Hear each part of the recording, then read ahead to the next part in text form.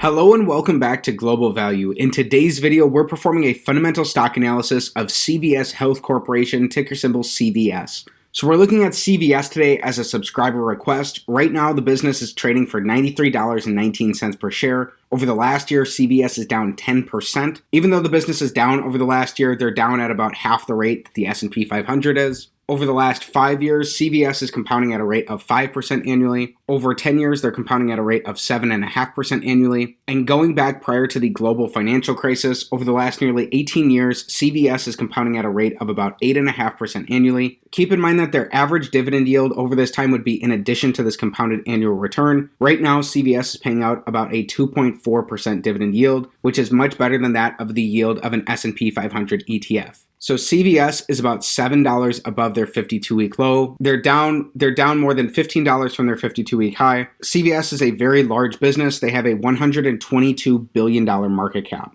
For more background about the company, following its acquisition of Aetna in 2018, CVS Health now provides an even more integrated healthcare services offering for its members. Legacy CVS combined both the largest pharmacy benefit manager, processing over 2 billion adjusted claims annually, and a sizable pharmacy operation, including nearly 10,000 retail pharmacy locations, primarily in the United States. Adding a managed care organization with 24 million medical members gives the company a strong position in the insurance industry and should help CVS better control overall healthcare costs for its clients. As of the end of 2021, CVS operated approximately 9,900 retail locations and 1,200 Minute Clinic locations, as well as online retail pharmacy websites, long-term care pharmacies, and on-site pharmacies. The company was formerly known as CVS Caremark Corporation and changed its name to CVS Health Corporation in September of 2014. CVS Health Corporation was founded in 1963 and is headquartered in Woonsocket, Rhode Island.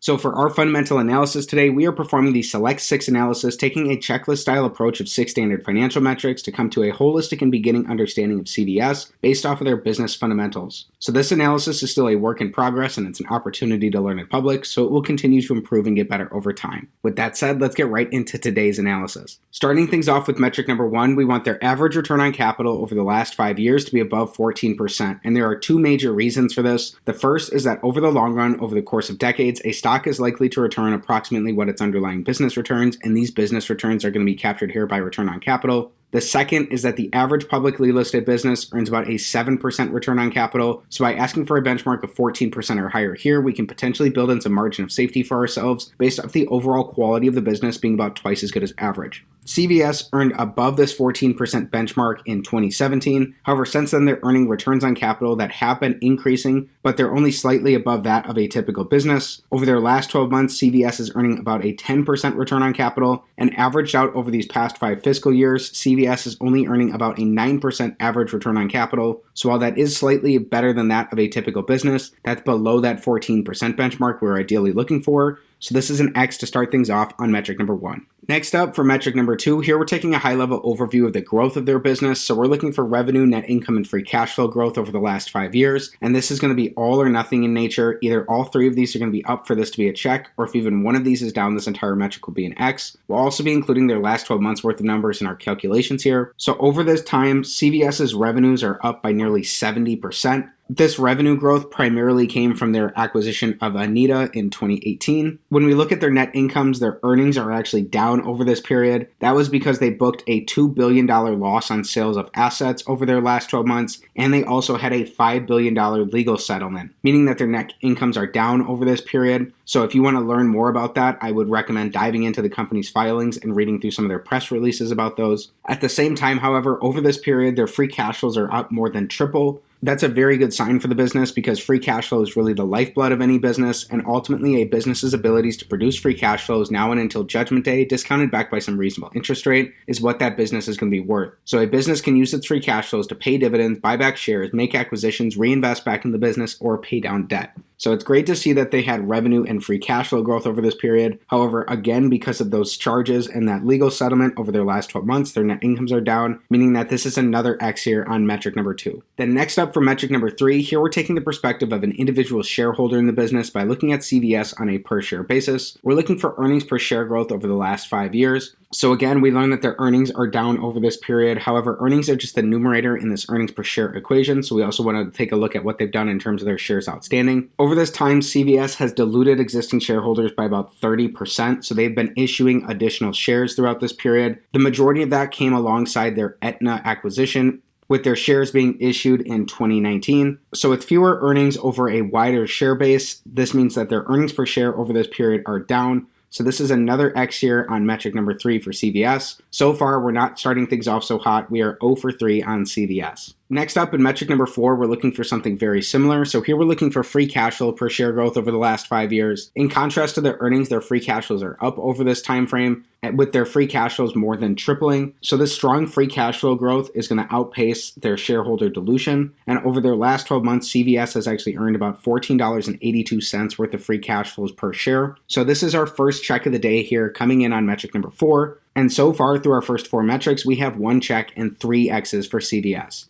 Next up, for metric number 5, we're evaluating how the business is utilizing debt. So we don't want to be investing in overly levered businesses, because during economic downturns, it's overly levered businesses that are going to be at the greatest risk of poor outcomes. We want their net debt, which is their total debt minus their cash and their short-term investments, to be below the amount of free cash flow that they produced over the last 5 years. So a similar story here with their shares outstanding. CVS issued debt for their Aetna acquisition. This peaked in their fiscal 2019, and since then they've been steadily paying this down. Right now, CVS has about $51 billion worth of net debt, and over the last 5 years, CVS has produced about $52.5 billion worth of free cash flow, so that's just enough to be able to support their current debt loads. So on a historical basis here, this is a check, as it does look like, based off their abilities to produce free cash flows, CVS can support this debt load. Also worth being aware of is that over their last 12 months, CVS has earned about $19.5 billion worth of free cash flow. That's by far the highest that they've been at over this period, and their free cash flows have really been quite strong since their Aetna acquisition. So again, this is our second check of the day coming in here on metric number 5.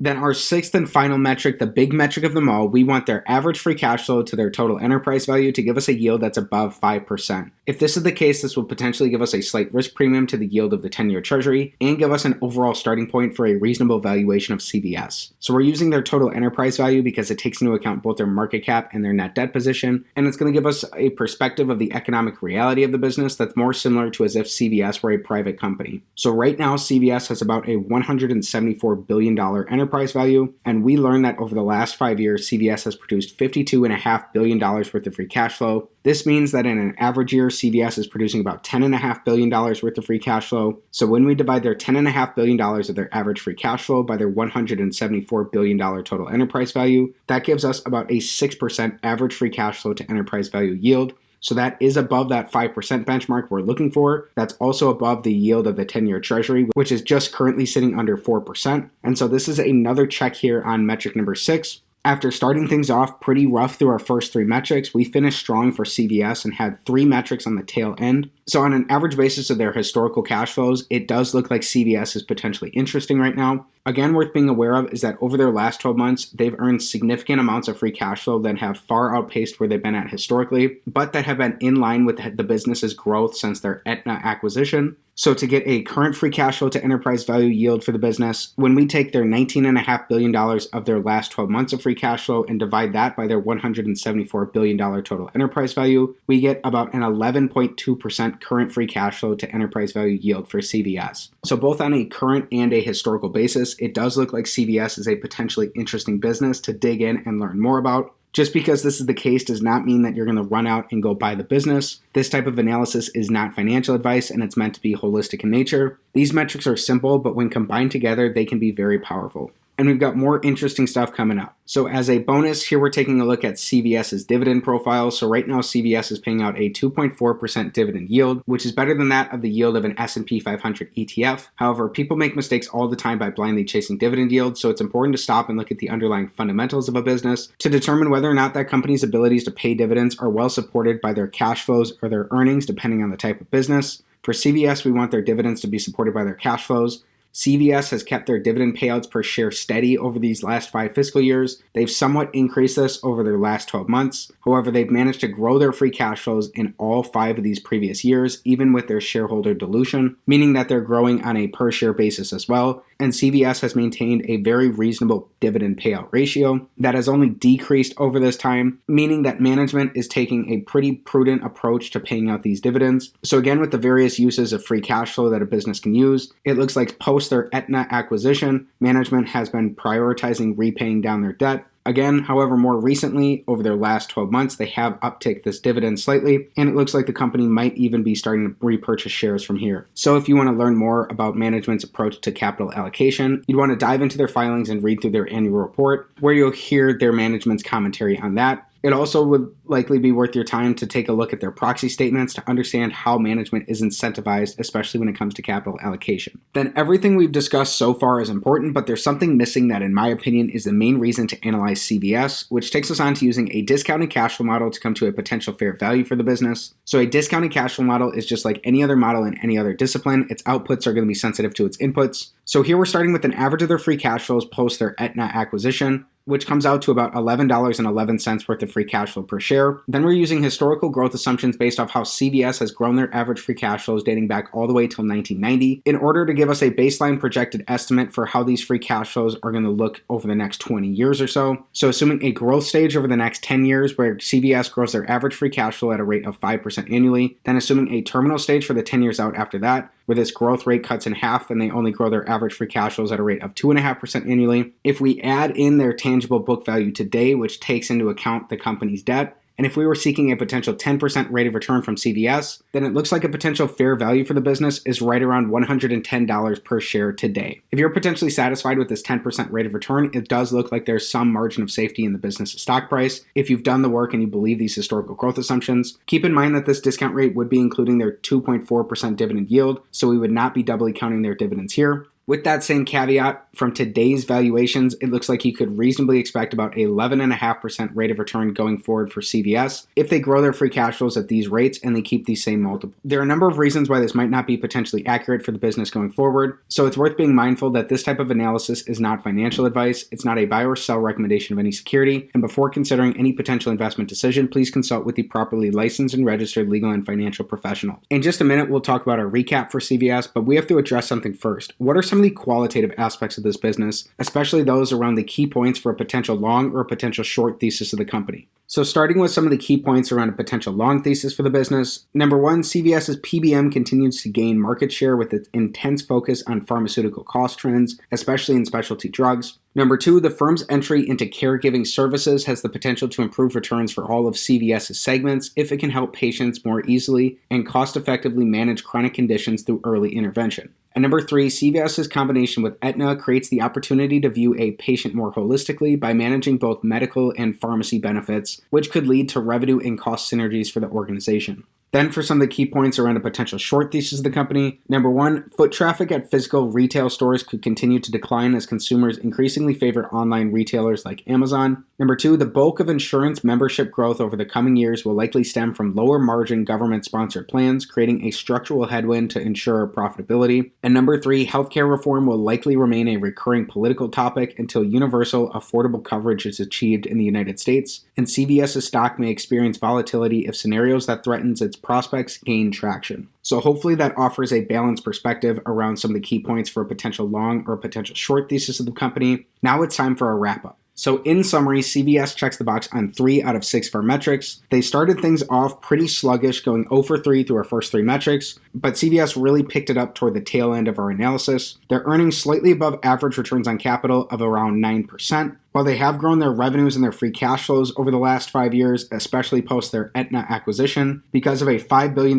legal settlement over their last 12 months and a $2 billion loss on sale of assets, their earnings are down over this period. With their shareholder dilution for the Aetna acquisition, their earnings per share are down. However, their free cash flows per share, due to that strong growth post-acquisition, even with the shareholder dilution, are up over this time frame. Then the company has aggressively prioritized repaying down debt. So based off their historical free cash flows and their current free cash flows, it looks like they'd be reasonably able to manage their debt profile right now. and then both on a current and an average basis, comparing their free cash flow to their enterprise value and looking at that yield in comparison to the yield of the 10-year treasury, it does look like both of those are offering a slight risk premium from today's valuations, and that CVS would be a potentially interesting business to dig in and learn more about. Then looking at their dividend profile, CVS is paying out an above average dividend yield of 2.4% right now, and they've kept their dividend payouts per share flat over this time frame while comfortably growing their free cash flows per share, meaning that they're very easily able to support a growing dividend that they've managed to pick up over their last 12 months.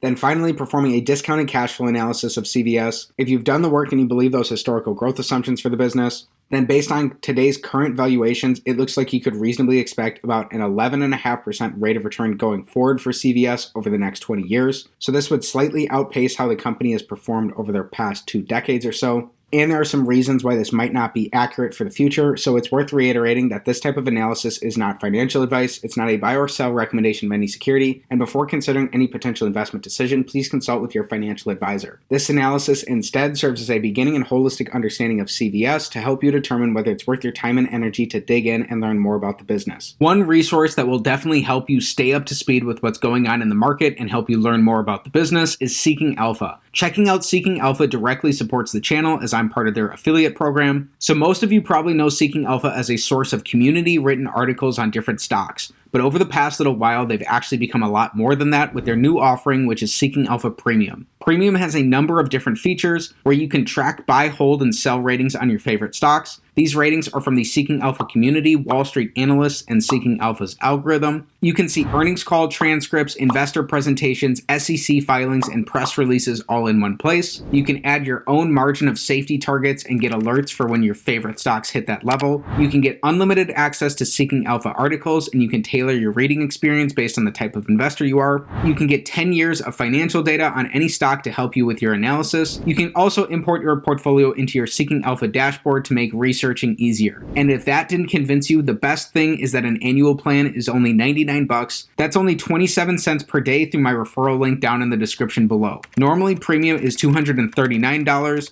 but they are currently running a general offer for $119. But if you use my link, it's only $99. So check it out if you're interested.